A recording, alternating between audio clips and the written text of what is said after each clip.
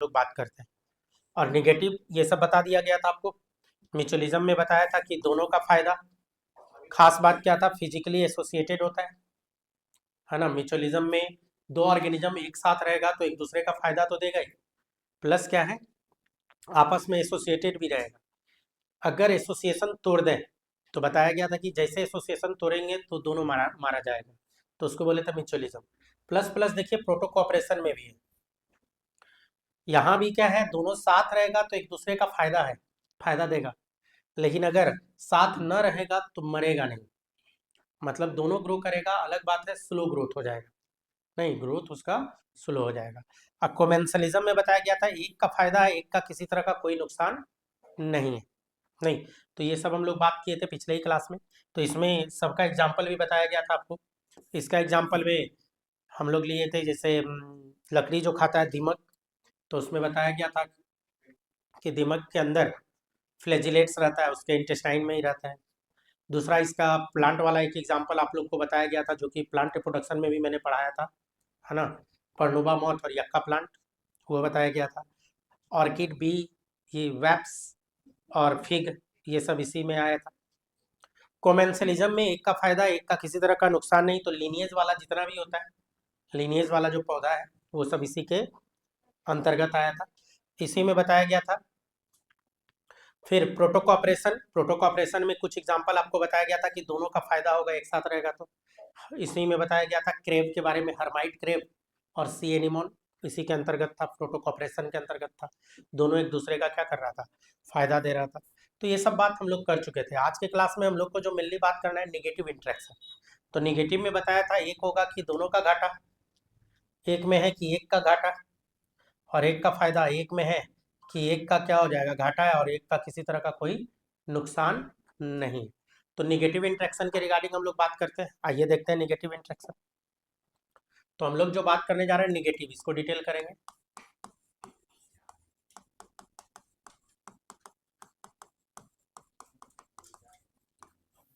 तो negative interaction के regarding हम लोग बात करेंगे। निगेटिव इंट्रैक्शन को बांट दिया गया है, दो भाग में बांटा गया है, एक एक्सप्लॉयटेशन और एक एमेंसलिज्म। दो भाग में इसको बांटता है निगेटिव वाले को।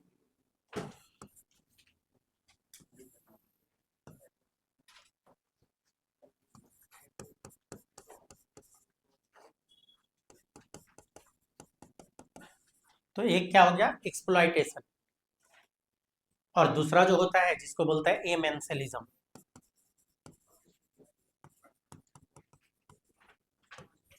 तो दो ठो नेगेटिव में, नेगेटिव इंट्रैक्शन की जो बात करें, एक्सप्लॉयटेशन और एमेंसलिज्म।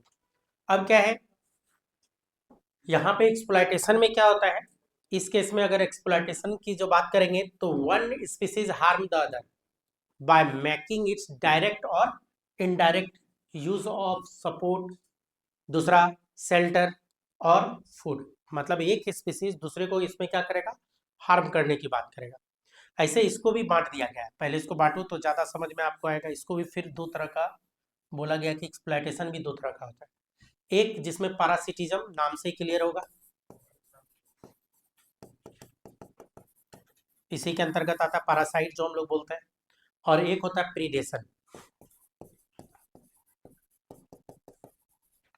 तो इसमें पैरासिटिज्म और प्रीडेशन में अगर देखा जाए तो एक का फायदा है पैरासाइट में और दूसरे का नुकसान है।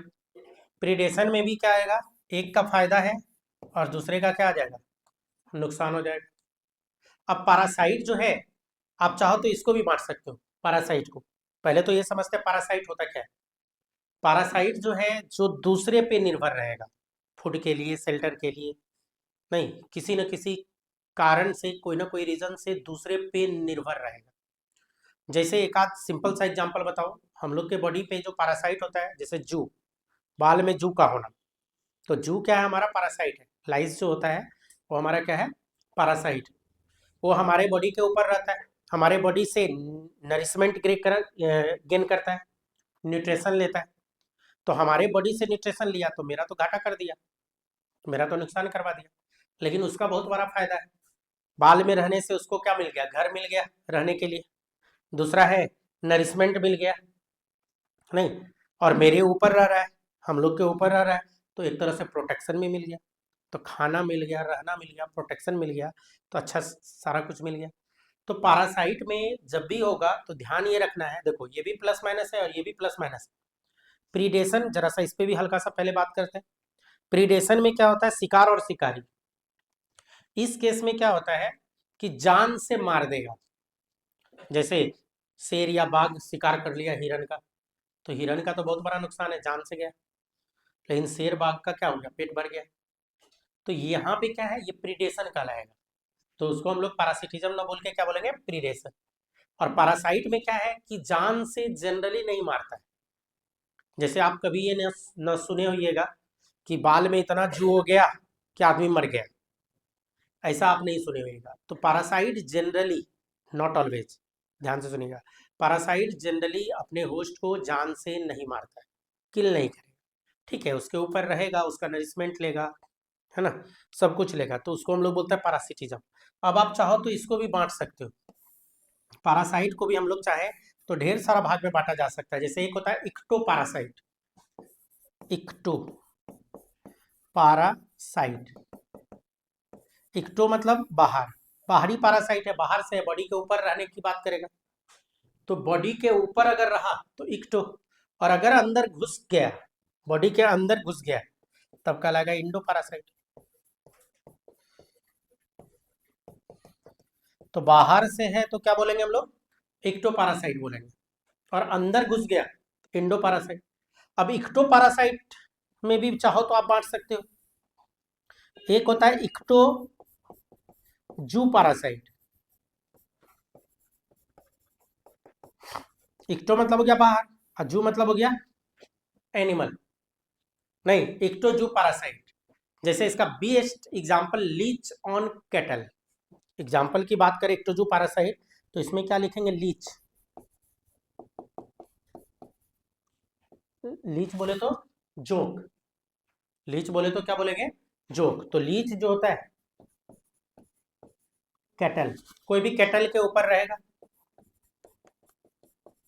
तो लीच एंड ऑन कैटल जो होगा ये इक्टो जू पैरासाइट। टिक ऑन डॉग, कुत्ता उत्ता में देखिएगा, गांव सब में अटघोरवा बोलता है उसको, चिल्लर, अटघोरवा इस तरह का टर्म सब यूज करता है। तो उसको हम लोग क्या बोलते हैं, लिक्स ऑन डॉग। ये सब किसके अंदर आएगा, इक्टोजू पैरासाइट के अंतर्गत आ जाएगा। एक है प्लांट पे भी इक्टो हो सकता है, प्लांट पे भी इक्टो पैरासाइट हो सकता है जो प्लांट के ऊपर रहेगा। तो ये जू बोले तो एनिमल, और यहां बोलेंगे फाइटो, इक्टो फाइटो पैरासाइट। तो एक हो गया इक्टोजू पैरासाइट और इक्टो फाइटो पैरासाइट। तो फाइटो बोले तो प्लांट, मतलब प्लांट के ऊपर पैरासाइट। बहुत सारा एनिमल ऐसा भी है, जैसे एम्फिड, एम्फिड प्लांट के ऊपर रहता है, तो एम्फिड लाइव ऑन प्लांट, इसमें अगर एग्जांपल लिखना है तो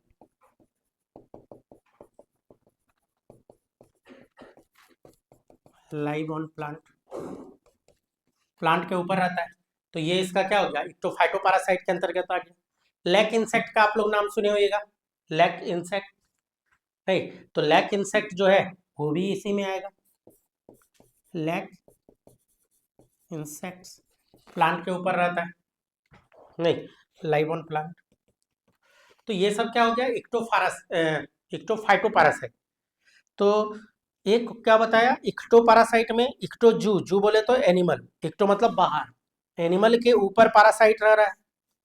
और एक है phyto, ecto phyto parasite, phyto बोले तो प्लांट, इक्टो मतलब बाहर, प्लांट के ऊपर पैरासाइट रह रहा है। और एक होता है इंडो पैरासाइट जो हमारे बॉडी में ही घुस जाए, बॉडी के अंदर घुस के रहेगा, तो उसको हम लोग क्या बोलेंगे, इंडो पैरासाइट। तो इंडो पैरासाइट की जहां बात करेंगे तो ये क्या होगा, बॉडी के अंदर घुसा हुआ रहेगा, इनसाइड बॉडी घुस जाएगा। जैसे हम लोग के बॉडी में अगर हम लोग बात करें तो टैप वर्म, टैप वर्म किस में आएगा, इंडो पैरासाइट। जैसे एनिमल में हम लोग अपनी बात करें तो टैप वर्म इंडो पैरासाइट के अंतर्गत आएगा। और भी इसमें ढेर सारा एग्जांपल हो सकता है। दूसरा, हम लोग में एस्केरिस, एस्केरिस जो होता है अंदर घुस जाता है, एस्केरिस भी क्या है, हमारे ऊपर पैरासाइट है, ढेर सारा होता है।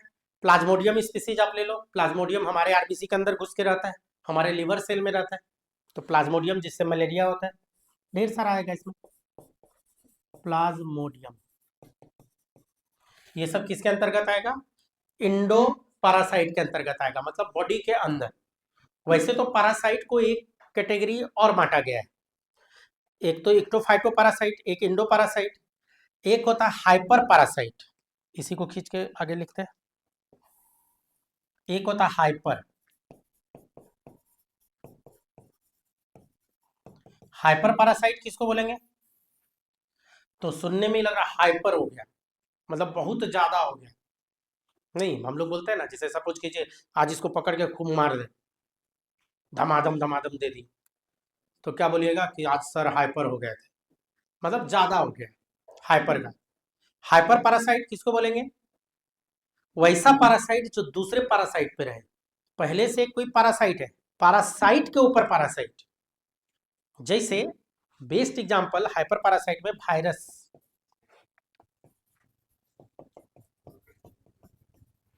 वायरस जो होता है किसके ऊपर रहेगा, बैक्टीरिया के ऊपर। अब बैक्टीरिया खुद पैरासाइट है, मोस्टली जो बैक्टीरिया है वो क्या है, पैरासिटिक फॉर्म में ही रहता है। तो बैक्टीरिया के ऊपर रहने वाला वायरस जिसको हम लोग बैक्टीरियोफेज भी बोलते हैं, तो इसी वायरस को आप क्या बोल सकते हो, बैक्टीरियोफेज। तो ये जो बैक्टीरियोफेज है ये किस में आएगा, हाइपर पैरासिटिज्म का केस, नहीं कि पैरासाइट के ऊपर पैरासाइट। ये वही बात हो गया कि कोई भिखमंगा से भीख मांग ले, कोई पहले से भीख मंगा है और उससे कोई भीख मांग लिया, तो क्या बोलेंगे, हाइपर पैरासिटिज्म। जैसे इसका और एक आसान सा एग्जांपल बताऊं, तो गर्लफ्रेंड सब इसी कैटेगरी में आ जाएगी। लेकिन गर्लफ्रेंड कब, जब बंदा खुद पढ़ाई कर रहा है तो बाबूजी के ऊपर पैरासाइट, वो बंदा है खुद मांग चांग के काम चला रहा है, और उधर से गर्लफ्रेंड का फोन आएगा कि मोबाइल जरा सा रिचार्ज कर दो, तो खुद मांग के काम चला रहा है और उसके ऊपर पैरासाइट। तो जस्ट लाइक मतलब भिखमंगे से भीख मांग लेना, कि अभी ऐसे ही आप लोग भीख मंगा है और आपसे कोई भीख मांग लिया, तो हाइपर पैरासिटिज्म का केस हो गया। नहीं, तो ये यही हो गया कि हाइपर पैरासिटिज्म। ऐसे और भी पैरासिटिज्म को और भी तरीके से बांटा है, एक होता है ब्रूड पैरासिटिज्म। हाँ जस्ट ये मजाक था भाई, हो गया। हाँ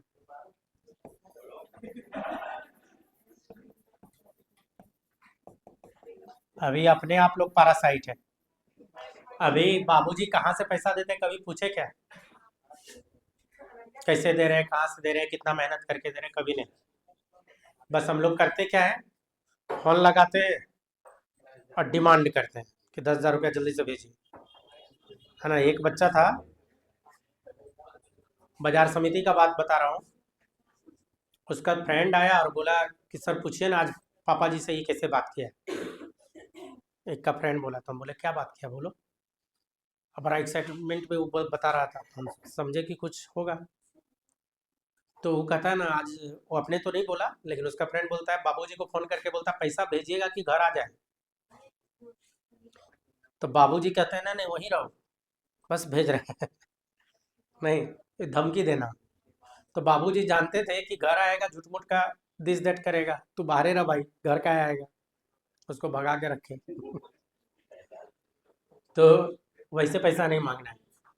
तो आप लोग खुद अभी पैरासाइट फॉर्म में, अगर आप नहीं कमा रहे हैं तो पैरासाइट है, और अगर कुछ का अर्निंग हो गया तो सेमी पैरासाइट में आइएगा, आधा है। मान लीजिए 10,000 आपका खर्चा हो रहा है और 5,000 आप कहीं से कमा ले रहे हैं, अगर इस तरह का है तो 5,000 के लिए ना पैरासाइट है, सेमी ऑटोनोमस कंडीशन में है तब। ऐसे मोस्टली आप लोग क्या है अभी, पैरासाइट ही। खैर, ब्रूड पैरासिटिज्म बड़ा अच्छा सा है, इंटरेस्टिंग। ब्रूड पैरासिटिज्म, इसमें तो पूरा कहानी ही है कौवा और कोयल का। कोयल के बारे में शायद आप लोग जानते होइएगा कि कभी घोंसला नहीं बनाती, कोयल घोंसला नहीं बनाती, कौवा घोंसला बनाती। अब क्या है कि घोंसला नहीं बनाती है फिर भी उसका चाइल्ड कैसे आ रहा है, जनरेशन कैसे बढ़ रहा है, घर तो चाहिए, नहीं घर तो चाहिए। तो कौवा और कोयल का कहानी में है कि कौवा जो अंडा दे के रहती है, कोयल जाके चुपके से, जिस समय उसके घर में कोई नहीं, कौवा के अंडे के साथ अपना भी अंडा दे दी और वहां से निकल ली। अब जब कौवा या उसका फैमिली कोई भी है जो आता होगा घोंसला में, तो ये तो पता चलता होगा कि अंडा बढ़ा हुआ है, वॉल्यूम बढ़ा हुआ है, लेकिन उसको यही नहीं पता है कि कौन अंडा उसका है और कौन कोयल का है। दोनों का अंडा का शेप साइज सब लगभग बराबर। अब लगभग बराबर है, अगर मान लीजिए कोई अंडा को वो तोड़ दी तो उसको ये डर रहता है कि फेंकेंगे तो हो सकता है मेरा ही अंडा हो, और कोई भी माँ बाप अपने बच्चे को मारना नहीं चाहता, मारेगा नहीं।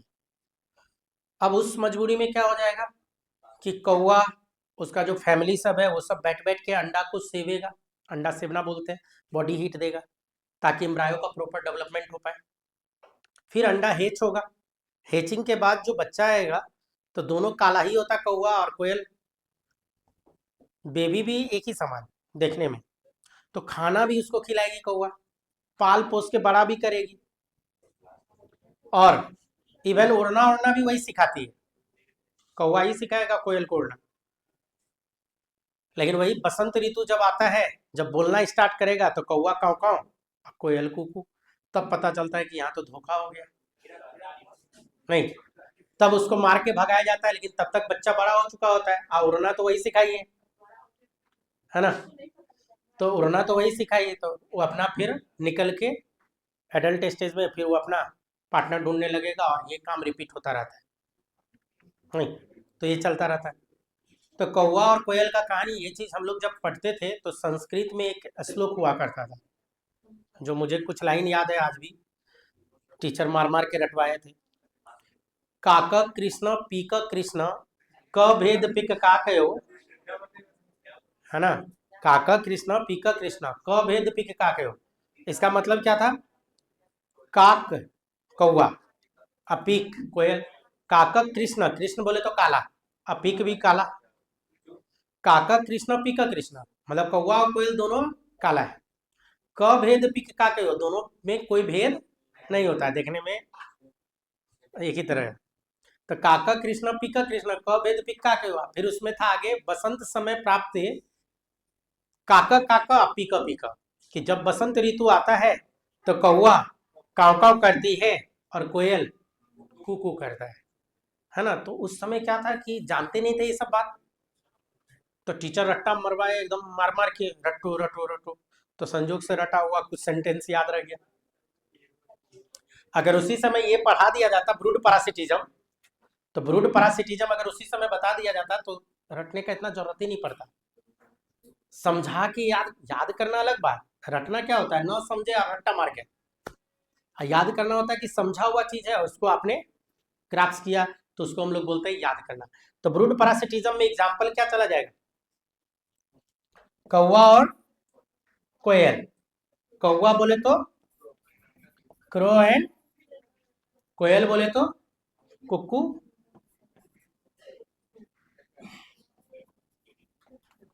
नहीं कुक्कू डबल ओ।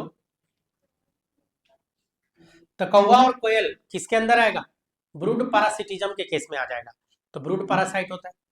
वैसे तो पैरासाइट और भी तरह का है, एक होता है होलो पैरासाइट प्लांट के केस में, होलो बोले तो कंप्लीट पैरासाइट, है ना, कुछ प्लांट ऐसा है जो कंप्लीट पैरासिटिक प्लांट होता है, जैसे रेफ्लेसिया, रेफ्लेसिया की अगर हम लोग बात करें तो रेफ्लेसिया का फ्लावर लार्जेस्ट फ्लावर है, सबसे बड़ा फ्लावर अभी तक जो डिटेक्ट है वो रेफ्लेसिया ही है। तो होलो पैरासाइट है रेफ्लेसिया, कभी भी आएगा तो वो क्या है कि प्लांट के रूट पे ही ग्रो करता है, जो नॉर्मल प्लांट रहेगा तो उसके रूट पे। लेकिन क्या है कि अभी अभी इधर जगह नहीं है, तो मैं उसको नोट करके कहीं और बताता हूँ, अगले पेज में ले लेता हूँ, या इसी को छोटा कर लेते हैं ज़्यादा अच्छा, हाँ छोटा ही कर लेते हैं, इसी में आ जाएगा, ज़्यादा अच्छा रहेगा, एक जगह हो जाएगा सब। तो रेफ्लेसिया में याद रखिएगा, रेफ्लेसिया क्या है? टोटल रूट पैरासाइट है। बार बार मेडिकल एग्जाम में डायरेक्ट क्वेश्चन रहता है कि टोटल रूट पैरासाइट कौन सा है, तो याद रखना है क्या? Rafflesia. Rafflesia total root parasite के अंतर्गत आएगा।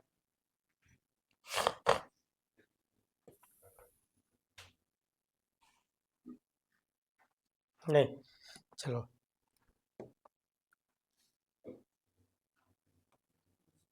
चलो और पैरासाइट इसी में बताते हैं।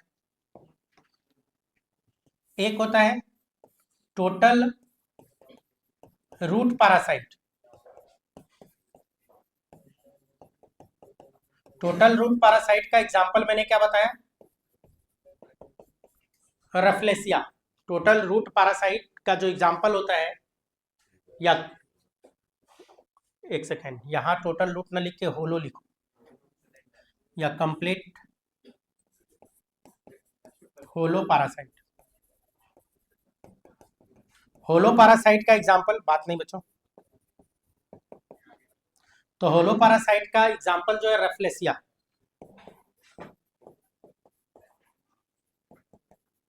नहीं, रेफ्लेसिया, डबल एफ लेसिया। तो रेफ्लेसिया जो होता है,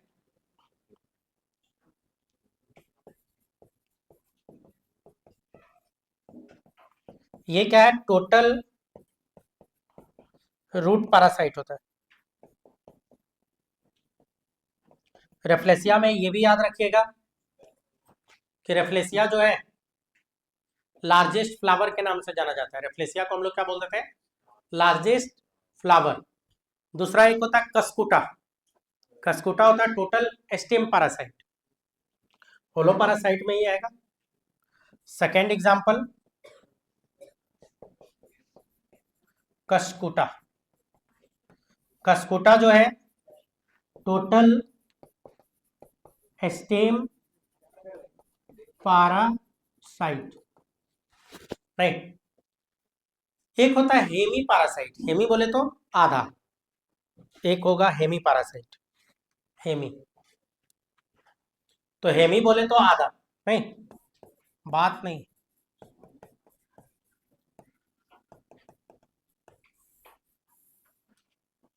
हेमी पैरासाइट में जो बात करेंगे, तो हेमी पैरासाइट में इसका एग्जांपल क्या है? भीस्कम। इसका अगर एग्जांपल देखें, भीस्कम होता है on oak. On oak, oak plant पे भीस्कम जो होता है ये hemi parasite. Loranthus on mango,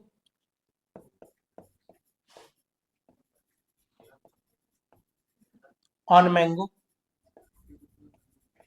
ये सब हेमी पैरासाइट के अंतर्गत आएगा। इवन चंदन का नाम सुने होगा, चंदन। चंदन का जो प्लांट होता है वो भी हेमी पैरासाइट में ही आता है। नहीं, हेमी पैरासाइट तो पार्शियल रूट पैरासाइट होता है चंदन। तो और एग्जांपल इसी में जाए तो चंदन। तो चंदन की जो बात करें तो क्या? सेंटेलम।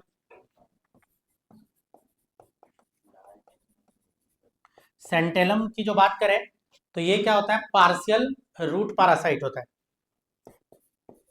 पार्शियल रूट पैरासाइट, ये सब याद रखिएगा। डायरेक्ट आपका मेडिकल एग्जाम में क्वेश्चन रहता है, एकदम हिट करता है डायरेक्ट कि टोटल रूट पैरासाइट कौन है? रेफ्लेसिया। टोटल स्टेम पैरासाइट कौन है? खसकुटा। बेहोशी में भी ये सब याद होना चाहिए। इधर का दो ठो तो बेहोशी में भी, इधर का याद न भी रहेगा तो काम चलेगा। ये सब कभी कभी पूछता है, लेकिन ये दो फ्रिक्वेंटली आस्क्ड क्वेश्चन में आता है। समझ में आया? फिर उसी तरह से भीस्कम ओक पे, ओक पे होता है। ये क्या है? Hemi parasite. Loranthus mango, mango plant पे। चंदन पार्शियल रूट पैरासाइट के अंतर्गत आ जाता है। तो ये तो हो गया पैरासिटिज्म। लेकिन प्रीडेशन यहाँ बच गया, मेंसलिज्म अभी बचा हुआ है। तो प्रीडेशन में अगर आए, अलग से हेडिंग ही डाल देते हैं प्रीडेशन, क्योंकि यहाँ ज्यादा घिचपिच हो जाएगा। प्रीडेशन के बारे में बात करते हैं। फोटो लेना है।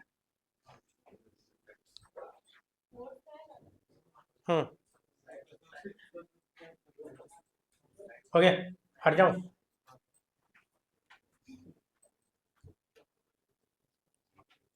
ये सब डायरेक्ट हिट करेगा क्वेश्चन।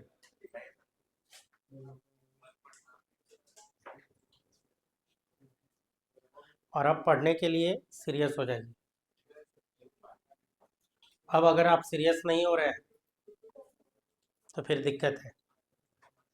और एग्ज़ाम देना है, जो आपका जो बच्चे 12 का देंगे, दे के घर पे मत रुकना, भाग के फिर आ जाना। इसीलिए तो बता रहा हूँ कि कुछ बच्चे के दिमाग में होता है घर जाओगे तो शिथिल पड़ जाओगे। 12 पास करना बड़ी बात नहीं है, अंडरा काना लुल्ला सब पास होता है। 12 पास करना कोई बड़ी बात नहीं है। काहे कि उसमें कोई सीट लिमिट तो है नहीं कि इतने बच्चे को 12 पास करवाना है। मान लीजिए 18 लाख फॉर्म गिरेगा तो 18 का 18 लाख बच्चा पास कर सकता है। उसमें क्राइटेरिया है कि इससे ऊपर आया तो सब पास। तो अंडा काना लुल्ला सब पास करेगा। मेन मोटो है मेडिकल। और आपको जो शुरू से मैंने पढ़ाया, कभी ये सोच के पढ़ाया ही नहीं कि 12 के लिए पढ़ा रहा हूँ। आप लोग अगर कभी भी क्वेश्चन प्रैक्टिस किए होइएगा मेडिकल का प्रीवियस ईयर, कोई भी बुक बना के देखो, ऑलमोस्ट सारा ही क्वेश्चन बनता होगा। हाँ, कुछ में लोग फंसते हैं, तो वो कोई भी फंसेगा। हम भी बनाएंगे 100 को, तो हो सकता है एक आध गो में फंस जाए, 2 गो में फंस जाए, कोई भी फंसेगा, तो वो अलग मैटर है। तो इसीलिए क्या है कि मोस्टली क्वेश्चन आपका बनने लायक, जैसे अभी जो इकोलॉजी बता रहा हूँ, तो मेडिकल पॉइंट ऑफ व्यू से दूसरा सबसे इम्पोर्टेंट टॉपिक हो जाता है। लगभग 12 क्वेश्चन अकेला उठा के डाल देता है इकोलॉजी। और इकोलॉजी सबसे आसान है। इकोलॉजी सुना हुआ रहेगा तो बन जाएगा। जैसे सुना हुआ है, हल्का सा रीडिंग चाहिए एक, वो बन जाएगा क्वेश्चन आपका। तो सबसे आसान है। उसके बाद जेनेटिक्स, तो जेनेटिक्स में तो बहुत दिमाग इधर उधर करना पड़ रहा था, कैलकुलेशन आ जाता है ना। 12 में भी अच्छा खासा वेटेज हो जाता है इसका। तो इकोलॉजी का जो है ना 3 चैप्टर है आपका। एक चैप्टर आज हो सकता है हम निकाल दें, खत्म हो जाएगा एक। 3 चैप्टर में एक डन हो जाएगा, बचेगा 2 चैप्टर। तो अभी तो लगातार आप लोग को आना है फिर, तो जल्दी ही हो जाएगा।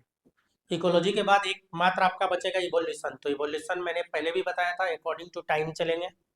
टाइम ठीक ठाक रहेगा तो आराम से चलेंगे। आराम से इन द सेंस कि इकोलॉजी में पुराने एनसीईआरटी को फॉलो करें तो वो एक यूनिट है, सॉरी ये इवोल्यूशन। पुराने एनसीईआरटी में 4 चैप्टर है इवोल्यूशन में।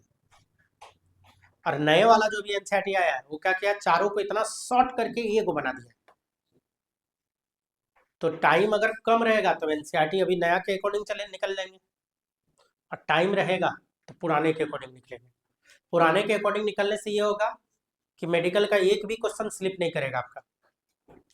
और नए के अकॉर्डिंग निकलेंगे तब चांसेज है, क्या कि कहाँ एक यूनिट को एक चैप्टर में कन्वर्ट किया है, तो समझ ही सकते हैं कितना काट छाट किया होगा। समझ में आया? इसीलिए उसको लास्ट में हम पढ़ाते हैं इवोल्यूशन। इसीलिए जेनेटिक्स के टाइम में आपको नहीं बताया गया, क्योंकि अकॉर्डिंग टू टाइम लास्ट में कितना टाइम बच रहा है। जैसे अगर टाइम रहेगा, मान लीजिए 5-7 दिन बच रहा है, तो यूनिट में जाएंगे, तब डिटेल जाएंगे उसका। और अगर लगेगा कि नहीं 2-3 दिन में या बच्चा हड़बड़ा रहा है, तब फिर हम नया वाला एनसीईआरटी निकाल लेंगे। निकलेगा दोनों एनसीईआरटी। समझ में आया? अभी इकोलॉजी जो पढ़ा रहा हूँ डिटेल में, आपका नया वाला से पढ़ाता तो अब तक आधा निकाल देता। मैंने पहले ही बताया था, मैं जिस एनसीईआरटी को फॉलो किया हुआ हूँ आपको बता दूं, बेस्ट इकोलॉजी लिखा हुआ उसमें, बेस्ट है ना। ग्रेजुएशन पीजी वाले लोग भी एनसीईआरटी उठा के पढ़ लेता है इको, पुराना वाला एनसीईआरटी। नया वाला एनसीईआरटी पढ़ोगे तो क्वेश्चन ही नहीं बनेगा। तो मैं ये पुराने को ही फॉलो कर रहा हूँ। इसीलिए मैंने आपको शुरू में ही बताया था, आपको टॉपिक वाइज खोजना पड़ेगा इकोलॉजी में, क्योंकि मेडिकल फोकस किए हुए हैं तो मेडिकल का क्वेश्चन मोस्टली बनेगा आपका। आप बना के देख लेना एक बार, ठीक है। प्रीडेशन पे आते हैं। प्रीडेशन, तो प्रीडेशन में क्या है, तो शिकार और शिकारी वाला कहानी है। तो प्रीडेशन में भी है कि एक प्लस है, एक का फायदा तो दूसरे का क्या है, नुकसान। शिकार और शिकारी, तो इसमें क्या होगा कि पकड़ के मार दिया, अब मार के खा लिया, तो जो मरा उसका तो बहुत बड़ा नुकसान है, लाइफ से गया। और जो खाया उसका बहुत बड़ा फायदा है, पेट भर गया। तो इसको बोल रहा है प्रीडेशन, शिकार और शिकारी वाला खाना। आपका एनसीईआरटी में जो दिया है, जैसे हम लोग बात करें शिकार और शिकारी, तो हमारे दिमाग में क्या आता है? टाइगर और डियर, दिमाग में तो यही आता है। टाइगर को बड़ा हम लोग घिनौना निगाह से देखते हैं, मार के खा गया, नहीं। लेकिन आपको बता दूं, एनसीईआरटी में ही एस्पैरो के बारे में लिखा है। एस्पैरो देखो चिड़िया, तो एस्पैरो जो है सीड खाती है, पता ही होगा, सीड ईटिंग बर्ड है। तो जो सीड खाती है वो भी तो शिकार कर ली, लेकिन कभी हम लोग तो सोचे भी नहीं कि शिकार की। कहोगे सर क्या मजाक है, सीड खाने वाला कैसे शिकार किया? आप लोग प्लांट रिप्रोडक्शन पढ़ रखा है, अगर कोई सीड की मैं बात करूं तो इसमें इसका बेबी होता है कि नहीं? अगर इस सीड को सॉइल में लगा दिया जाता तो प्लांट आता कि नहीं आता? और सीड खा गई, तो अगर देखा जाए तो ये भी तो शिकार ही करके खाई, मार के ही खाई, है ना? तो एनसीईआरटी आपका जब पढ़िएगा तो उसमें मिलेगा स्पैरो का डियर वाला, कि लायन डियर या टाइगर डियर को ले लो। स्पैरो को जहाँ बोलते हैं तो हम लोग बोलते हैं कि शिकार शिकारी नहीं है, लेकिन यहाँ भी अगर देखा जाए तो ये शिकार कर ली, क्योंकि यहाँ भी जान गया। एक का बहुत बड़ा लॉस है, एक का बहुत बड़ा लॉस हो गया, तब इस तरह से गया नहीं। एक्चुअल में शिकार और शिकारी भी जरूरी है। क्यों जरूरी है, जरा सा उसको देखो। ये वाला लाइन, ग्रास को खाने वाला होता है रेबिट, इसको खाने वाला होता है फॉक्स, इसको खाने वाला होता है लायन। अगर इसमें देखिए तो चलिए ये तो ऑटोट्रॉप है, इसको खा के ये जिंदा रहा तो मारा नहीं। हाँ, ये भी एक ग्रास की बात करें तो वो भी अपने आप में ऑर्गेनिज्म था, ऑर्गेनिज्म को मार के ही तो जिंदा है रेबिट, और रेबिट को मार के खाया फॉक्स। तो हम लोग यहाँ घृणा से देखने लगते हैं कि इसको मार के खाया, ये मांसाहारी है, ऐसा बोल देते हैं। इसको मार के खा लिया ये। तो एक्चुअल में क्यों खाया? तो ग्रास के पास कैपेसिटी था सन के लाइट को कन्वर्ट करने का, बोले तो फोटोसिंथेसिस करने का। सन का डायरेक्ट लाइट हम लोग यूज नहीं कर सकते, कोई भी हेट्रोट्रॉप डायरेक्टली इसको यूज नहीं कर रहा है। और हमारे अर्थ का ultimate source of energy, ultimate sunlight ही है। ऐसे एक और है, हाइड्रोथर्मल एनर्जी होता है, लेकिन वो बहुत कम है, 99.99% सन ही है।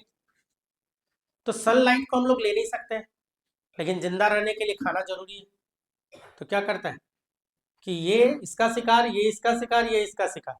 अब लायन इसको न मारे, मान लीजिए अगर लायन इसको न मारता तो बेचारा जिंदा कैसे रहता? जिंदा रहना है तो मारना जरूरी है। एक्चुअल में ये जो शिकार और शिकारी वाला हो रहा है, तो हो क्या रहा है? अगर गौर से देखे तो एनर्जी ट्रांसफर हो रहा है। इसके पास जो सन से जो लाइट आ रहा है, तो लाइट क्या होता है? एनर्जी तो होता है। लाइट क्या है? एनर्जी है। तो एनर्जी किसने स्टोर किया? प्लांट। प्लांट का एनर्जी किसने ले लिया? रेबिट के पास। रेबिट जो स्टोर किया था एनर्जी कहाँ चला गया? फॉक्स के पास। और यही एनर्जी, एनर्जी का ही ट्रांसफर हो रहा है। गौर से देखिए तो क्या जा रहा है? एनर्जी का ही ट्रांसफर तो कर रहा है। सब जरूरी है। अब चलो इसमें से किसी एक को हटा के भी देखते हैं। मान लीजिए आपको लायन पसंद नहीं है, बताओ किसको हटाए? फॉक्स को हटा दिए। आपको फॉक्स पसंद नहीं है, गड़बड़ है। जहां फॉक्स हटाइएगा पूरा खेला गड़बड़ा जाएगा।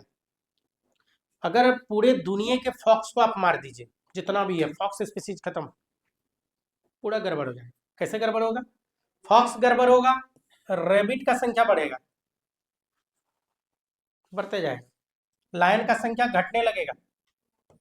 क्यों घटेगा? रेबिट रहता है बिल में, रेबिट रहता है सॉइल के अंदर, ब्रो में नहीं, सॉइल के अंदर है बिल, यहाँ बना के रखा हुआ है, इधर बिल। और इसका ब्रो का खास बात होता है कि ढेर सारा ओपनिंग होता है, इसके ब्रो में ढेर सारा ओपनिंग होता है।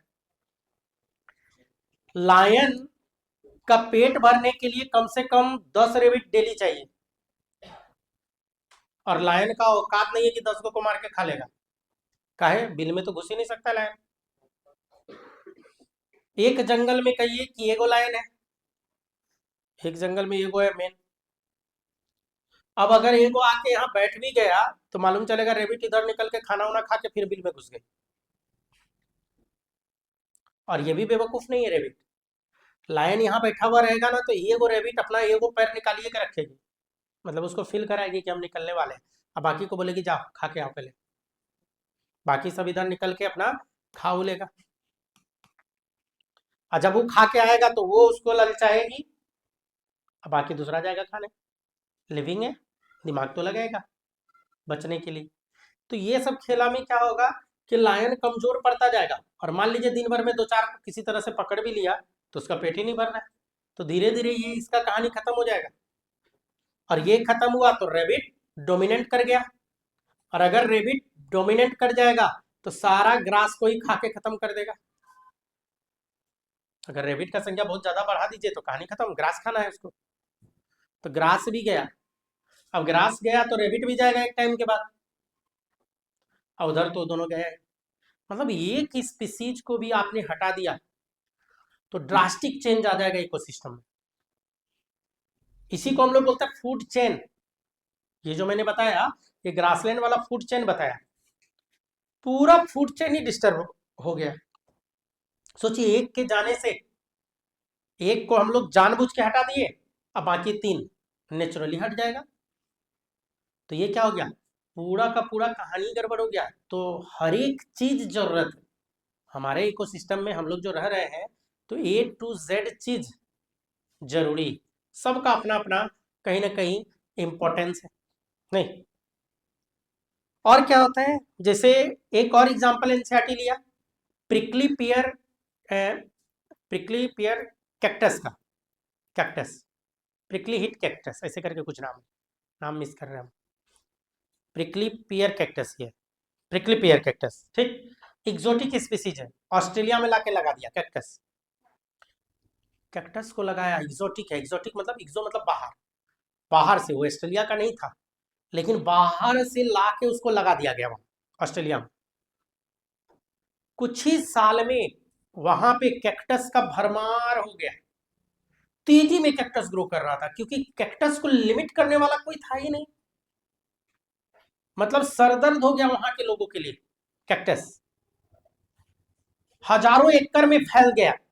प्रिकली पेयर कैक्टस जो था, 1000 ऑफ एकड़ जो वहां का ग्रासलैंड था उसमें फैल गया। अब लोग सोचा अब इसको कैसे कंट्रोल किया जाए। इसको कंट्रोल करने के लिए तब उसका प्रीडेटर डाला गया, शिकारी डाला गया। एक मॉथ होता है कैक्टस फीडिंग मॉथ, मौत को लाके डाल दिया।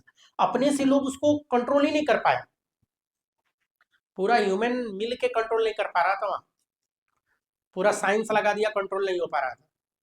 लेकिन बाद में उस कैक्टस को कंट्रोल करने वाला, कैक्टस ईटिंग जो प्रीडेटर डाला उसमें शिकारी, कैक्टस को तुरंत कंट्रोल कर दिया, कैक्टस को तुरंत कंट्रोल किया। ये वही बात हो गया, मान लीजिए एक ग्रास था यहाँ पे और आप बाहर से लाके रेबिट डाल दिए इसमें, ये या एक पेयर रेबिट डाल दीजिए, कुछ ही साल में ये क्या करेगा, इसका फेवरेबल कंडीशन आएगा, फेवरेबल कंडीशन आएगा तो ये अपना नंबर बहुत तेज कर लेगा।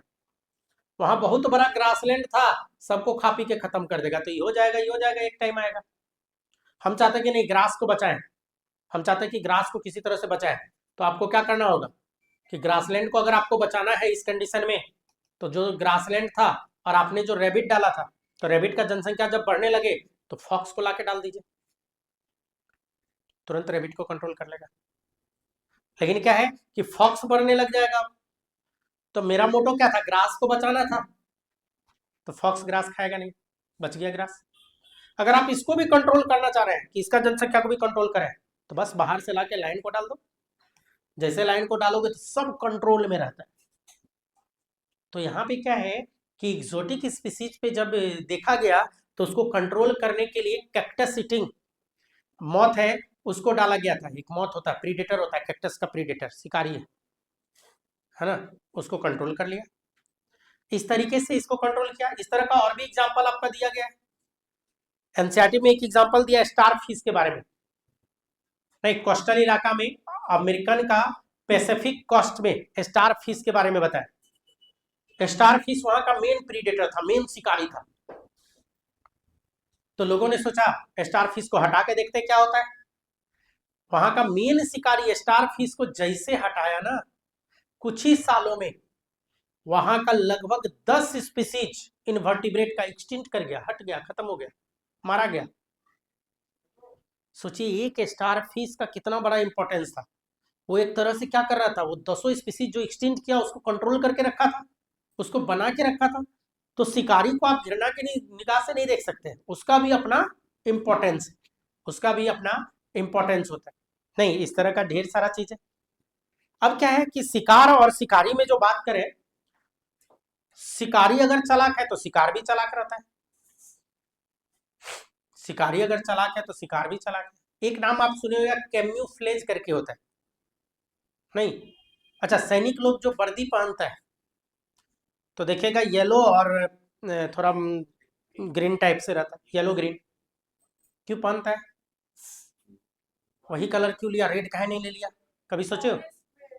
हाँ, अगर जंगल में है, कहीं जंगल उंगल में अगर है, तो दूर से डिटेक्ट करके ये बताना कि वहां पे सैनिक है, ये मुश्किल हो जाएगा। वो क्या हो गया, कैम्यूफ्लेज, बच गया। आप कभी देखना चावल को, पुराना चावल अगर हो तो, पुराना चावल में जो पिल्लू होता है ना, चावले के साइज का होता है, ध्यान दिए?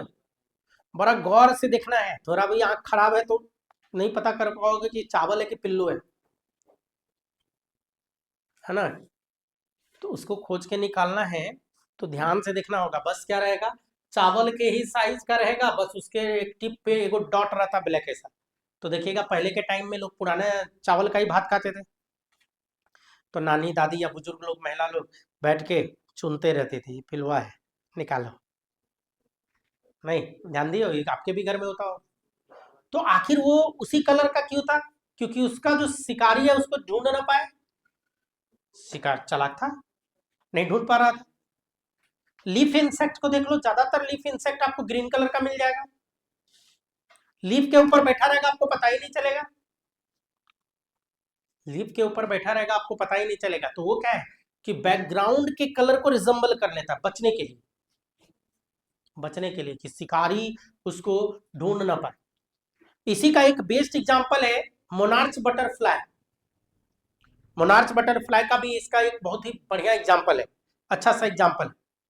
इसका जो प्रीडेटर होता है बर्ड, तो मोनार्च बटरफ्लाई को वो पिक कर लेगी, खा लेगी।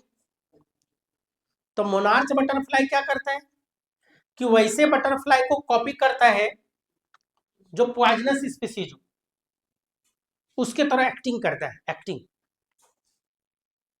तो क्या हो जाता है, बर्ड कंफ्यूज हो जाती है, वो सोचती है कि ना ना वो नहीं है। जैसे इसमें आपको उतना अच्छा समझ में नहीं आएगा, आप ऐसे समझो, आसान एग्जांपल लेते हैं। ऐसे आपको याद रखना है, मोनार्च बटरफ्लाई का एग्जांपल एनसीईआरटी का है। एक सिंपल सा मान लीजिए आप शिकार करने गए, जंगल में है, ठीक, और आप खाते हैं खस्सी, मटन जिसको बोलते हैं, खस्सी खाना है आपको।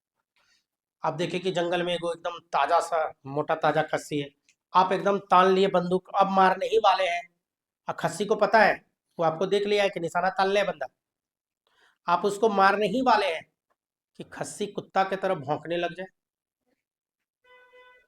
मान लीजिए वो अपना एडेप्टेशन ऐसा करके रखा है कि कुत्ता की तरह भौंक सकता है, तो जैसे वो कुत्ता की तरह भौंकेगा तो आप कंफ्यूज हो जाओगे कि अरे किसको मार रहे हैं, ये खसिया है कि कुतवा है, क्या हो जाएगा?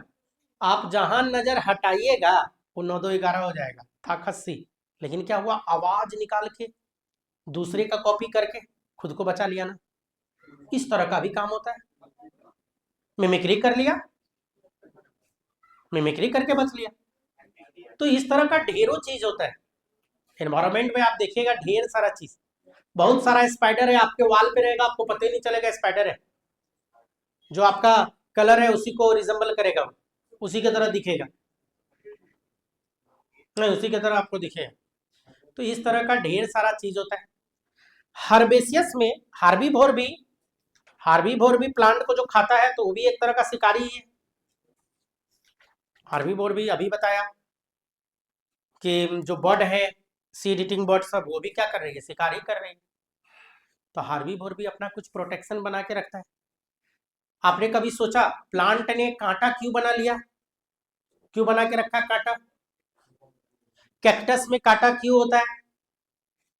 तो कैक्टस में जो काटा है उसके पीछे का 2-3 रीजन है। पहला रीजन है कि एक तो वाटर लॉस कम किया वो, एक तो ये रीजन है। दूसरा रीजन क्या हो जाता है उसका, एक तो दूसरा रीजन है कि कैक्टस को मान लीजिए कोई अगर कांटा ना होता तो हार्बीवोर आके क्या करता, कैक्टस को खा लेता। और हार्बीवोर अगर कैक्टस को खा लेता तो कैक्टस टूट फूट जाता, घाव हो जाता। अगर घाव हो जाता तो उसको रिपेयर करना पड़ता, रिपेयर करने के लिए उसको सेल डिवीजन करना पड़ता, सेल डिवीजन के लिए एटीपी खर्च करना पड़ता, एटीपी को बनाने के लिए उसको ग्लूकोज चाहिए होता, और ग्लूकोज के लिए उसको पानी चाहिए था, जो कि पानी उसके पास अवेलेबल ही नहीं था। एडेप्टेशन, उसने कांटा बना के अपने को बचा लिया। देखिएगा कोई भी कैक्टस को कोई भी जनरली जानवर नहीं खाता है। अलग बात है ऊँट है, अगर है वो रेगिस्तान में ही है तो मजबूरन ऊँट के पास कैपेसिटी है कि वो कैक्टस को भी खा लेता है ना। उसका कांटा उसका कुछ बिगाड़ नहीं पाता, उसका जो है अंदर बहुत ही मजबूत होता है, नहीं पैलेट सब जो होता है बहुत ही मजबूत होता है। तो आखिर कांटा क्यों बनाया, प्रोटेक्शन के लिए। थ्रोन जो बना रहा है हर्बीवोर प्रोटेक्शन के लिए। इस तरह का और भी एग्जाम्पल है, जैसे एक आध एग्जाम्पल और बताता हूँ आपको। कैलोट्रोपिस का नाम सुने होगा, कैलोट्रोपिस आक या अकवा जिसको बोलते हैं, कैलोट्रोपिस नहीं देखे हो? देखा सब होगा, रुके प्लांट दिखाता हूं मैं। कैलोट्रोपिस मेरे पास होगा, मैं दिखाता हूँ दिखाता हूँ।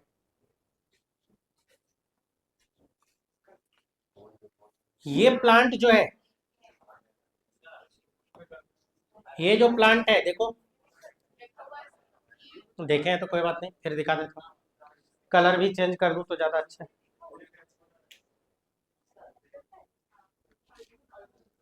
ये देखे हो, कैलोट्रोपिस। कैलोट्रोपिस की अगर हम लोग बात करें, ये जो कैलोट्रोपिस आपको दिख रहा है,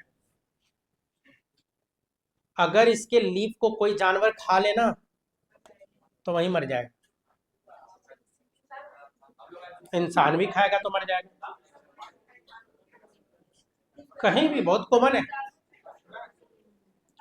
रोड किनारे कहीं भी जाइएगा मिल जाएगा, ये बहुत ही कॉमन है ना। ये करता क्या है, ऐसा क्या कर रहा है कि मार दे रहा है। इसमें क्या होता है, ये पॉइजनस ग्लाइकोसिडिक, यहाँ पे ये जो होता है कार्डियक ग्लाइकोसाइड रखता है, poisonous cardiac glycoside. Heart heart को अरेस्ट करवा देगा, हार्ट बीट को अरेस्ट करवा देगा। अगर इसके एक या दो लीफ को खिला दो किसी भी जानवर को, अभी खिलाओ, 3-4 घंटा में कहानी साफ उसका। कोई आदमी भी खा ले तो साफ हो जाएगा। क्या करेगा, हार्ट ब्लॉक करवा दिया। इतना खतरनाक पौधा है, एकदम इजीली अवेलेबल है। इसका फूल तो हम लोग चढ़ाते भी हैं, भोला बाबा को चढ़ता भी। आँख या अकवा बोलता है इसका, इसका दूध को आंख में डाल दीजिए किसी का अंधा हो जाएगा, अंधा हो जाएगा, आंख में डाल दिए तो, खिला दिए तो मर जाएगा। तो इस प्लांट में गौर करना, कहीं भी ये प्लांट दिखे ना, गौर करना कि कोई इसका लीफ तोड़ा उड़ा है क्या। कोई तोड़ता उड़ता नहीं है, सब डरता है। गांव में सबको पता है, गांव में ऑलमोस्ट जो भी लोग गांव के हैं उसको पता है इसका लीफ नहीं खाना है, खाए तो मारे जाएंगे। लीफ को खाने पे कहानी खत्म करवा देगा, नहीं पूरा कार्डियक अरेस्ट करवा देगा।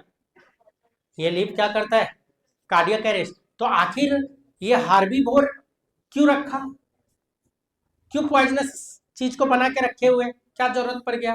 तो बचने के लिए, बचने के लिए इसको बचाव चाहिए था। अगर ये न रखता तो मारा जाता। अब ये रखा है तो कोई भी स्पीसीज कहिए इसके लीफ को खाता ही नहीं है। हर एक स्पीसीज को पता है लीफ खाएंगे कहानी साफ हो जाएंगे, तो खाएगा ही नहीं। खाएगा नहीं तो इसको कोई नुकसान नहीं होता, आराम से ग्रो करता है कैलोट्रोपिस, ये आराम से इसको ग्रो करेगा। हाँ पिला नहीं देना है ये सर बताए थे। खैर इतना काफी है इस प्रीडेशन में, प्रीडेशन में इतना काफी है। क्या हो गया, अगला जो है प्रीडेशन के बाद एमेंसेलिज्म। क्या हो गया?